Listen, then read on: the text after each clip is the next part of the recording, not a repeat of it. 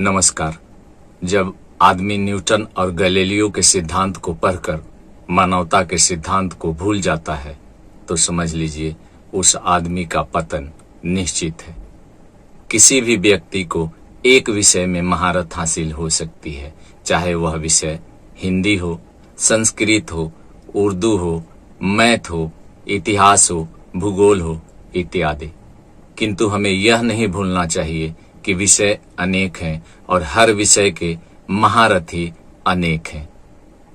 ऐसे ही एक व्यक्ति के विषय में आज बात करूंगा, इतिहास के पन्नों से, जिसने अपने अहंकार में, अपने ज्ञान के गुरूर में अपना ही विनाश कर बैठा, अपना ही नुकसान कर बैठा।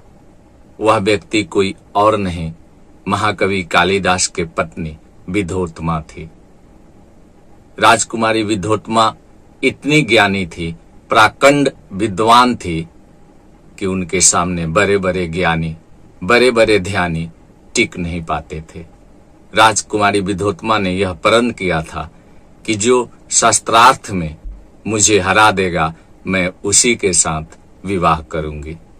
किंतु अनेकों विद्वान जब हार गए, खुद को शर्मिंदा महसूस करने लगे, तब उन विद्वानों ने राजकुमारी विद्योत्मा से अपना बदला लेने के लिए एक तरकीब निकाला और वही तरकीब राजकुमारी विद्योत्मा को मूर्ख कालिदास से विवाह करने के लिए मजबूर कर दिया। इसलिए कहा जाता है कि ज्ञान अगर आपके अंदर हो तो ज्ञान का अहंकार निकाल देना चाहिए। हुआ यूं कि सभी ज्ञानी जो राजकुमारी विद्योत्मा से हार चुके थे, एक योजना बनाए और किसी मूर्ख के तलाश करने लगे। मूर्ख को खोजते खोजते ज्ञानी जन जंगल के रास्ते से जा रहे थे, तभी उनकी नजर महामूर्ख कालिदास पर पड़ी, जो एक पेड़ के डाल को काट रहे थे और जिस डाल को काट रहे थे उसी डाल पर बैठे थे। ज्ञानियों को लगा इससे बड़ा मूर्ख नहीं मिलेगा और अपनी तरकीब लगाई। राजकुमारी विद्योत्मा के सामने महामूर्ख कालिदास को बिठा दिया और शास्त्रार्थ कराया। शर्त यही थी कि कालिदास बोलेंगे नहीं, मौन रहेंगे। ज्ञानियों का कहना था राजकुमारी कालिदास मौन रहेंगे क्योंकि उन्होंने साधना शुरू की है, इसलिए यह बोल नहीं सकते हैं, आपके प्रश्नों का उत्तर इशारों में देंगे।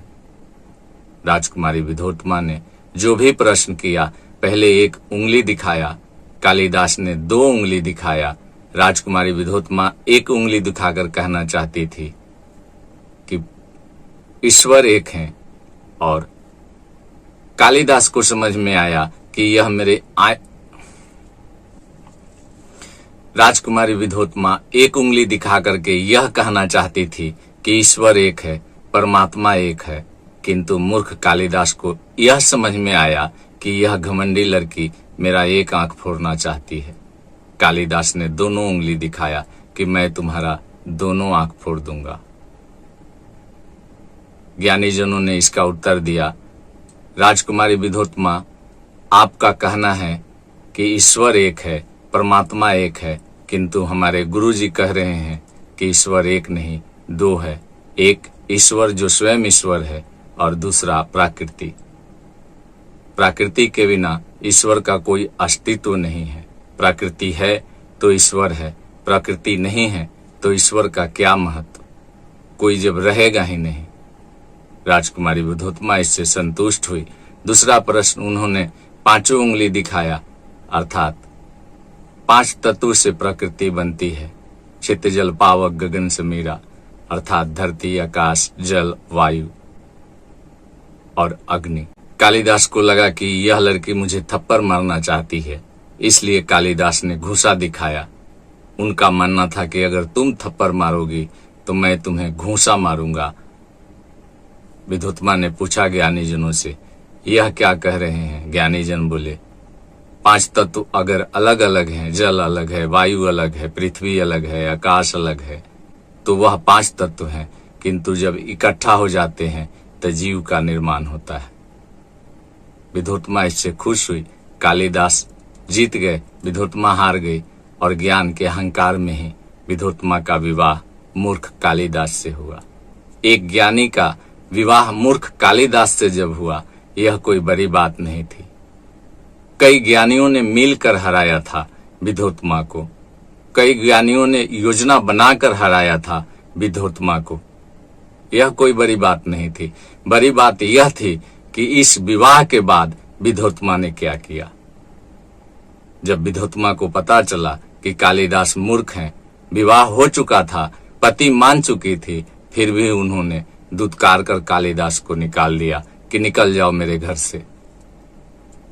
हैरानी इस बात से होती है कि क्या जिसके पास ज्ञान है वह ऐसा काम कर सकता है? अपने ही पति को अपने ही घर से निकाल सकता है? मुझे नहीं लगता कि एक ज्ञानी स्त्री या एक ज्ञानी पुरुष अपने पत्नी को घर से निकाल दे। जिसके पास ज्ञान है वह ईश्वर पर भरोसा करेगा, किंतु विधोत्तमा ने अपने ज्ञान के अहंकार में कालिदास को घर से निकाल दिया, यह कहकर कि जब तक ज्ञान अर्जित नहीं कर लेना, इस घर में नहीं आना।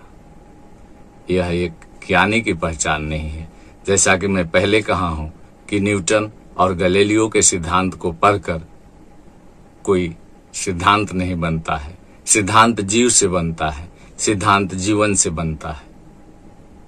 अगर जीव के विषय में आप समझ गए, जीवन के विषय में आप समझ गए, तो समझ लीजिए आपने सभी विषयों को पढ़ लिया है। वरना एक विषय में महारत तो कोई हासिल कर सकता है।